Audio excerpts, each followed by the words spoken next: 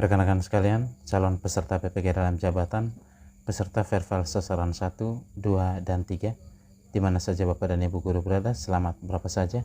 Pada video kali ini, kembali saya akan membagikan sebuah informasi tentang tahapan-tahapan yang akan Bapak dan Ibu lewati dalam pelaksanaan PPG dalam jabatan setelah Bapak dan Ibu dinyatakan lulus dalam seleksi administrasi. Sebelum kita masuk ke informasinya, bagi rekan-rekan sekalian yang mungkin baru menemukan dan bergabung dengan channel ini, mohon berikan dukungannya dengan cara klik tombol subscribe dan bagikan video ini agar bermanfaat juga untuk rekan-rekan guru lain.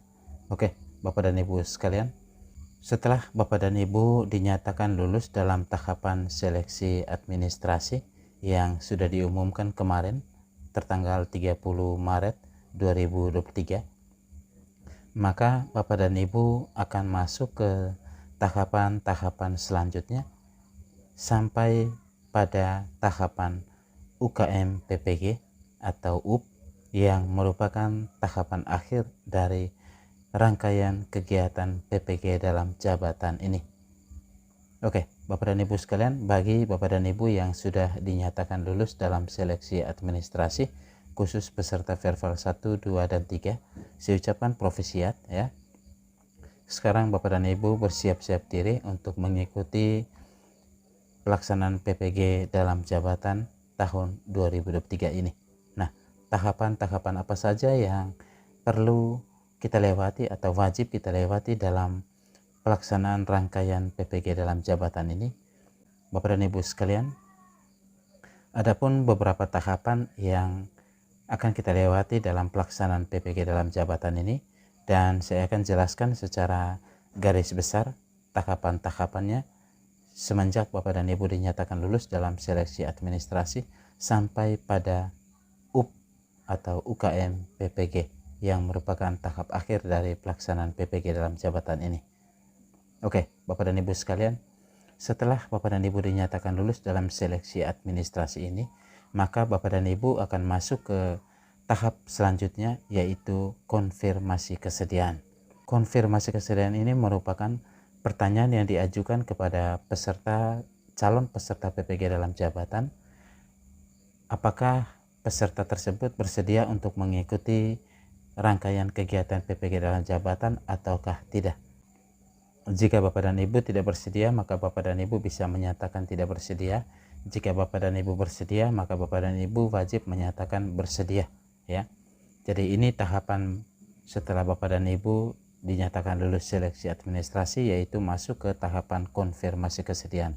Nah, di dalam tahapan konfirmasi kesediaan ini baru Bapak dan Ibu mengetahui LPTK penyelenggara PPG yang akan Bapak dan Ibu ikuti. Dan juga dalam konfirmasi kesediaan ini Bapak dan Ibu akan mengetahui apakah Bapak dan Ibu status pesertanya sebagai utama ataukah cadangan. Nah, terkait status peserta cadangan ataupun utama ini, untuk konfirmasi kesediaan, baik peserta yang cadangan maupun yang utama wajib untuk mengisi konfirmasi kesediaan ini, terutama yang peserta utama. Begitu juga dengan peserta cadangan.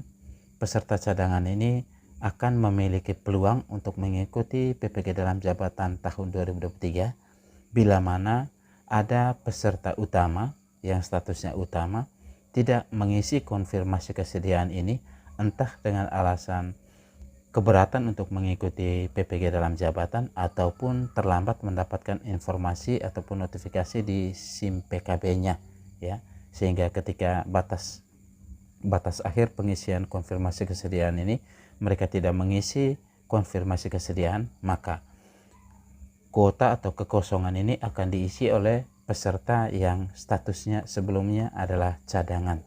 Jadi bagi Bapak dan Ibu yang ketika konfirmasi kesediaan nanti statusnya cadangan, Bapak dan Ibu wajib untuk mengisi konfirmasi kesediaan ini, sehingga Bapak dan Ibu ada peluang untuk terpanggil mengikuti PPG dalam jabatan. Banyak pengalaman di tahun 2022 kemarin, rekan-rekan yang statusnya sebagai cadangan berubah menjadi statusnya utama setelah banyak rekan-rekan guru yang terlambat mendapatkan notifikasi di SIM PKB untuk mengisi konfirmasi kesediaan, dan juga banyak rekan-rekan guru yang berhalangan untuk mengikuti PPG dalam jabatan tahun 2022 sehingga mereka menyatakan tidak bersedia. Nah, kekosongan ini diisi oleh peserta yang cadangan. Jadi intinya peserta cadangan maupun utama wajib mengisi konfirmasi kesediaan ini. Oke, setelah Bapak dan Ibu melewati tahapan konfirmasi kesediaan ini, maka tahapan kedua yang perlu Bapak dan Ibu lewati yaitu tahap belajar mandiri. Nah, mungkin dalam benak Bapak dan Ibu muncul pertanyaan, mengapa tahap belajar mandiri ini dilaksanakan sebelum penetapan peserta, ya. Jadi tahapan kedua ini yaitu tahapan belajar mandiri. Entah statusnya sebagai peserta cadangan ataupun utama, wajib untuk mengikuti tahapan belajar mandiri ini, terutama yang statusnya utama, ya. Yang status utama dan sudah bersedia mengikuti pelaksanaan PPG dalam jabatan. Nah, bagi Bapak dan Ibu yang statusnya cadangan, Bapak dan Ibu juga wajib untuk melaksanakan belajar mandiri ini. Apa itu belajar mandiri?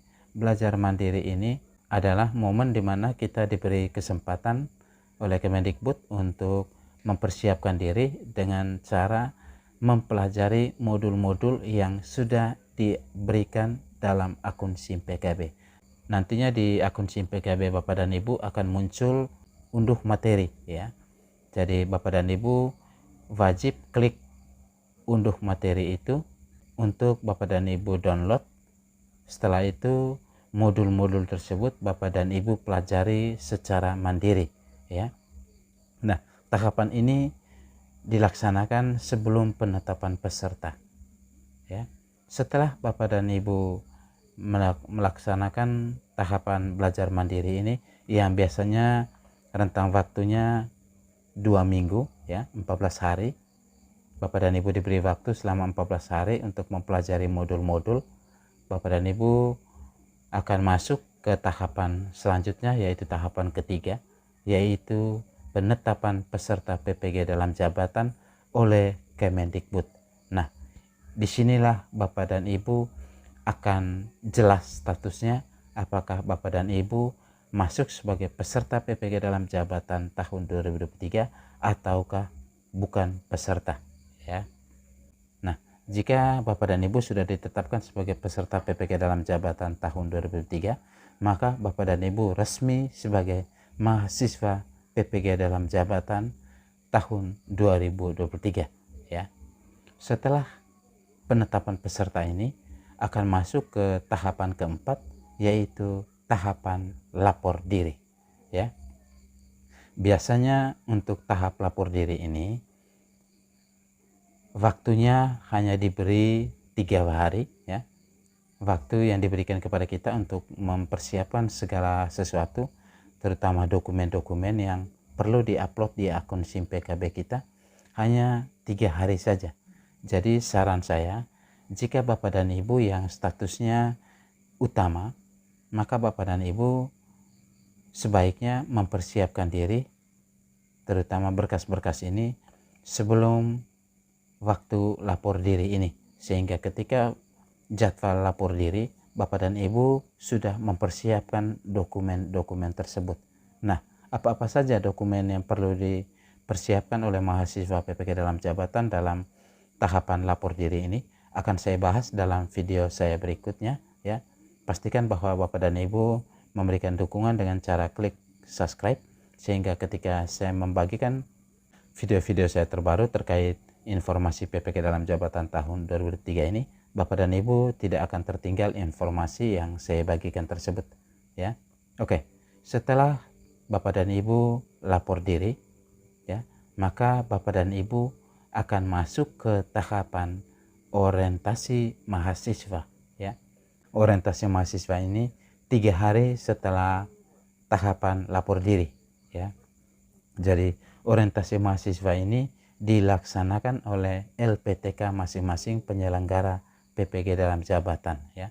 Misalkan Bapak dan Ibu ditetapkan di LPTKA, maka LPTKA ini sebagai penyelenggara untuk orientasi mahasiswa, ya. orientasi mahasiswa ini biasanya hanya 1 hari ya. Oke, setelah tahapan orientasi mahasiswa ini masuk ke tahapan yang kelima, yaitu pendalaman materi. Pendalaman materi ini yaitu perkuliahan PPG. Ini masuk ke tahapan inti, yaitu perkuliahan PPG, dan ini memakan waktu biasanya 14 hari lebih ya, 2 minggu lebih, dimana dalam pendalaman materi ini kita akan melakukan Zoom, pembelajaran secara daring, secara online dengan dosen, dan dalam kelas itu juga kita akan bersama dengan guru pamong ya, untuk masing-masing mata kuliah ya. Nah, di sini kita akan dibagi dalam beberapa kelas. Yang pertama, kita akan dibagi dalam kelas besar. Setelah 2 minggu lebih, maka kita akan dipilah atau dibagi lagi ke dalam kelas kecil ya. Oke, setelah itu, setelah pendalaman materi yang makan waktu 14 hari ini ya, kita masuk ke tahapan berikut, yaitu tahapan ke-6, pengembangan perangkat pembelajaran ya. Ini juga biasa memakan waktu 2 minggu ya. Dalam pengembangan perangkat pembelajaran ini, dalam tahapan ini, mahasiswa menyusun dokumen-dokumen persiapan PPL 1 dan PPL 2 ya.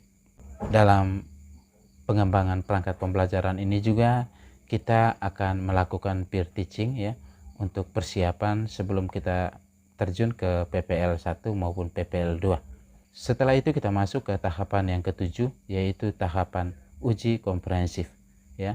Jadi ini tahapan yang ke-7, tahapan UKOM, dilaksanakan dalam 1 hari saja. Biasanya setiap mahasiswa diberi 1 atau 2 jam dan diuji oleh 2 dosen ya. Jadi saat UKOM ini kita akan diuji oleh 2 dosen, dan hal-hal yang ditanyakan adalah hal-hal yang berkaitan dengan persiapan dokumen PPL 1 dan PPL 2 kita ya, dan juga hal-hal yang berkaitan dengan pelaksanaan pembelajaran di kelas ya. Oke, setelah kita melewati tahapan UKOM ini, kita masuk ke tahapan yang ke-8, yaitu tahapan PPL ya. PPL ini biasanya dilaksanakan selama 3 minggu atau lebih ya. PPL 1, PPL 2, dan biasanya setelah PPL 1 akan dilakukan evaluasi untuk mempersiapkan pelaksanaan PPL kedua ya.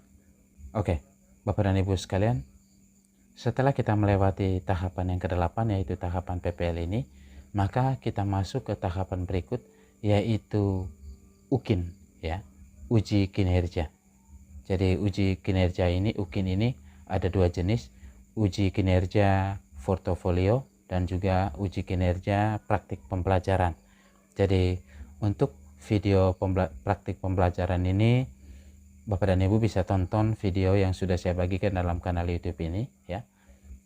Jadi dalam UKIN ini ada 2 jenis, UKIN portofolio, di mana kita diminta untuk mengumpulkan berkas-berkas ya. Nantinya setiap LPTK akan menyampaikan berkas-berkas apa saja yang akan dikumpulkan untuk portofolio ini ya, untuk penilaian UKIN. Pastikan bahwa Bapak dan Ibu mempersiapkan diri benar-benar untuk menghadapi UKIN ini, agar Bapak dan Ibu bisa dinyatakan lulus dalam uji kinerja ini atau UKIN ini ya. Oke, Bapak dan Ibu sekalian, setelah kita melewati uji kinerja atau UKIN ini, maka kita masuk ke tahapan selanjutnya, yaitu wawasan kebinekaan. Wawasan kebinekaan ini hanya dilaksanakan dalam 1 hari. Seluruh mahasiswa dalam kampus tersebut akan bergabung dalam satu kegiatan online, akan mengikuti wawasan kebinekaan ini yang dilaksanakan hanya dalam 1 hari ya. Nah, setelah kita melewati wawasan kebinekaan ini, kita masuk ke tahapan yang ke-10, yaitu bimbingan belajar online. Bimbingan belajar online ini adalah bimbingan belajar untuk persiapan UP atau uji pengetahuan. Jadi kita akan belajar bersama dosen masing-masing mata pelajaran, masing-masing mata kuliah, untuk mempersiapkan diri menghadapi UP ya.